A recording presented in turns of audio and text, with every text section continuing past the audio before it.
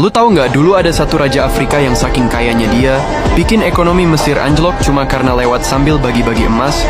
Seorang raja yang harta pribadinya nggak bisa dihitung, yang perjalanannya bikin dunia sadar bahwa pusat kekayaan terbesar bumi bukan Eropa atau Timur Tengah, tapi Afrika Barat. Dialah Mansa Musa Keita Perti, Kaisar Mali, orang paling kaya dalam sejarah manusia. Mansa Musa lahir sekitar tahun 1280 dari klan Keita, keluarga bangsawan yang mengklaim garis keturunan dari Sundiata Keita, pendiri Kekaisaran Mali.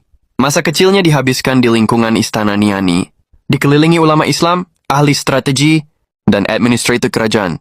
Musa sejak muda menunjukkan kecerdasan dan disiplin ekstrim, hafal hukum Islam, ahli logistik, dan paham ekonomi sejak remaja. Tapi ironinya dia bukan pewaris tahta.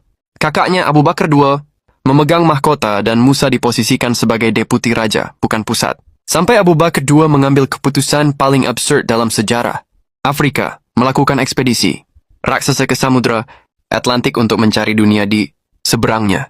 Dia membangun ribuan kapal, memuat puluhan ribu orang dan berangkat, lalu hilang. Dari ribuan kapal itu tak satu pun kembali. Dan hanya dalam satu momen, Musa yang dianggap cadangan tiba-tiba menjadi Mansa Musa I, penguasa salah satu kekaisaran terbesar dunia. Begitu berkuasa, Musa langsung menunjukkan kelasnya. Kekaisaran Mali saat itu berdiri di atas tambang emas terbesar planet ini, Bambuk, Bure dan Wangara. Lebih dari setengah pasokan emas dunia melewati batas kekuasaannya. Musa bukan cuma memanfaatkan kekayaan itu, dia memperluas Mali 2 kali lipat, menaklukkan Gao, Timbuktu, dan jalur perdagangan Sahara yang menghubungkan Afrika Barat dengan dunia Islam. Dia membangun birokrasi yang efisien. Pajak garam, logistik unta, rute karavan, semua dipetakan ulang. Dan kemudian terjadi salah satu peristiwa paling spektakuler dalam sejarah manusia saat pergi Haji Mansa Musa tahun 1324. Musa tidak pergi sendirian. Dia bergerak bersama 60.000 orang, pengawal, budak, juru masak, ulama, diplomat, dan pekerja.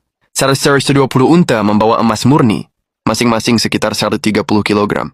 Musa memakai pakaian sutra, payung emas, dan di setiap kota yang dilewati, dia membagikan emas seenaknya. Hadiah ke fakir, sumbangan ke masjid, transaksi tanpa tawar-menawar. Akibatnya, nilai emas di Mesir jatuh drastis. Harga barang naik, ekonomi terguncang selama lebih dari 1 dekade.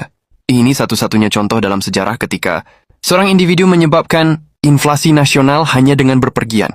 Saat kembali dari Mekah, Musa membawa arsitek, sarjana, penyair, dan ilmuwan. Salah satu yang paling terkenal adalah Abu Ishaq al-Sahili, yang membantu membangun masjid-masjid besar. Amalia seperti Jingwere Bermosque di Timbuktu. Musa mengubah Timbuktu menjadi pusat ilmu global. Madrasah, perpustakaan, universitas.